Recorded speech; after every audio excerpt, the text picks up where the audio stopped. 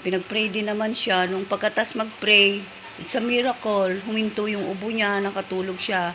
So hanggang ngayon,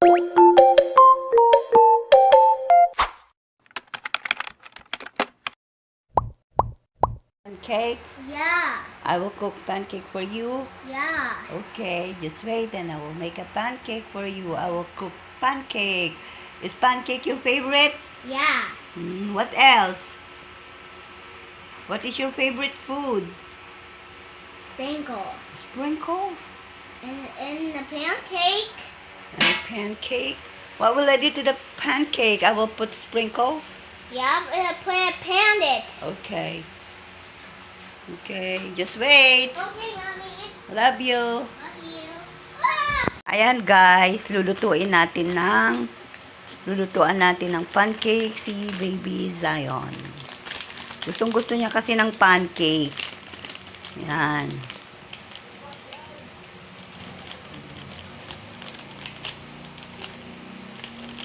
Maliit lang yung butas. Kayo guys, gusto niyo rin ba ng pancake? Alam niyo kasi, kagagaling lang sa sakit si Baby Zion. Nagpapagaling siya. Na-admit kasi siya ng 5 days sa hospital and then ngayon, nakandito na, nakauwi na siya. Kaya ito yung ginagamit kong pangluto ng pancake. Konti lang muna kasi kahapon, yung kalahati nito, niluto ko na para sa kanya. Kasi favorite niya kasi nga ito, merienda niya. Tapos ngayon, ito naman, gagawan ko ng pancake. Lalagyan ko ng isang itlog, then, piprito ko. Okay, magluto na tayo guys. Ay, hahaluin ko muna.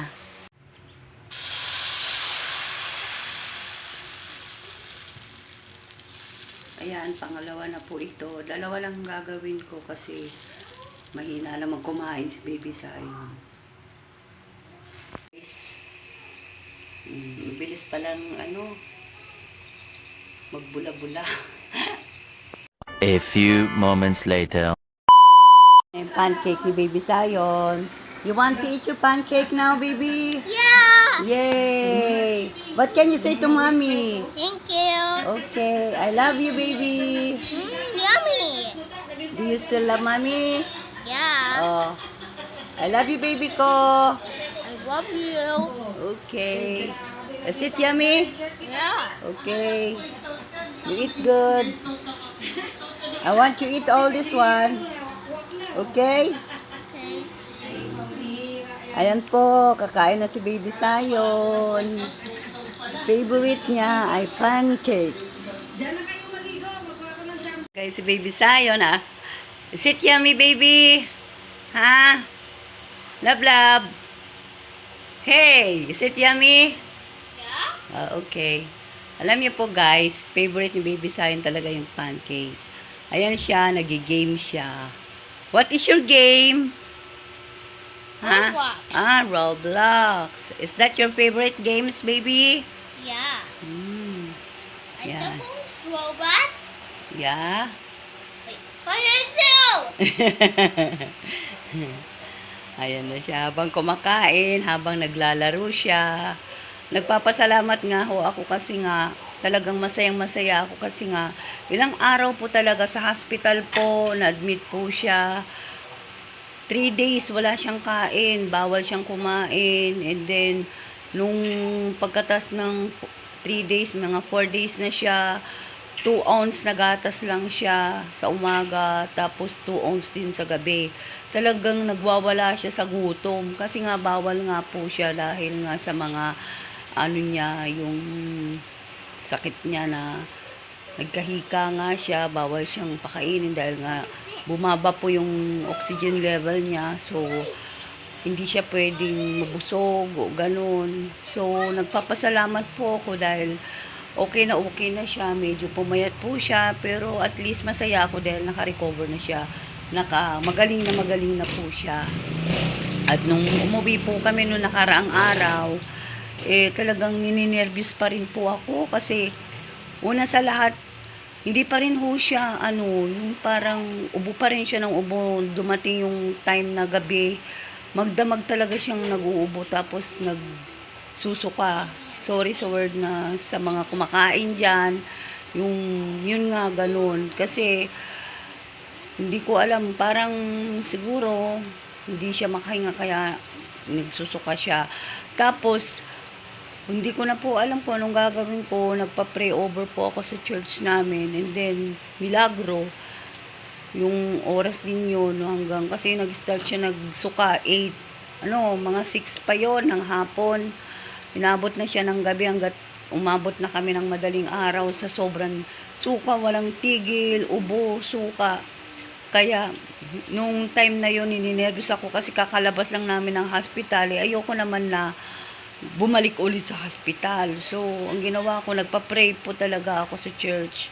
And then, pinag-pray din naman siya. Nung pagkatas mag-pray, it's a miracle. Huminto yung ubo niya, nakatulog siya.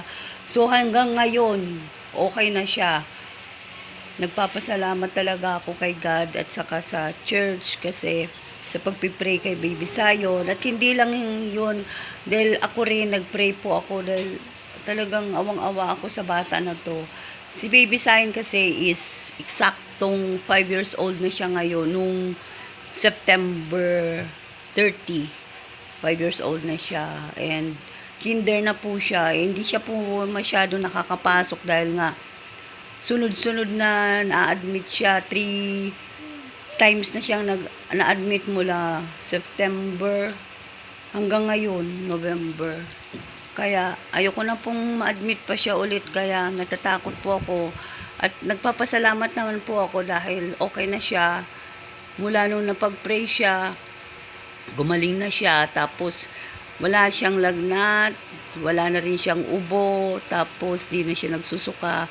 Tapos ngayon, marunong na siyang magsabing, I'm hungry, nagugutom na daw siya. Dati, ayaw niyang kumain talaga kasi parang nasanay na yung tiyan na hindi kumakain. Kasi mula nung na-admit siya, hindi siya pinapakain, bawal. Tapos ngayon, nagugutom na siya, sinasabi niya, I'm hungry, mommy. Ngayon, pinapakain ko siya, guys. Kaya ito, masaya ako kasi kumakain na siya, nagre-request siya ng pagkain. I want pancake, I want French fries, like that. Ganun, kumakain siya talaga, pinapakain ko siya ng mga soup para kahit unti-unti para hindi mabigla yung tiyan niya. Tapos kanina kumain siya ng hotdog. Sila ni Rabay. Kaya thankful po talaga ako. And before anything else, sana subscribe niyo po itong bago naming YouTube channel, Baby Sayon and Me. And i-like nyo na rin po.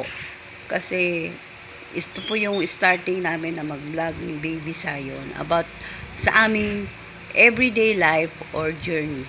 Kaya, thank you guys and see you on my next vlog. Bye! Say bye, Baby Sayon. Bye. Bye guys. Bye-bye. I love you all. Love you all. Okay. Subscribe our channel. You say na, baby. Okay. Baby Sayo and Me. That's our channel. Sige po guys. Thank you. I love you all.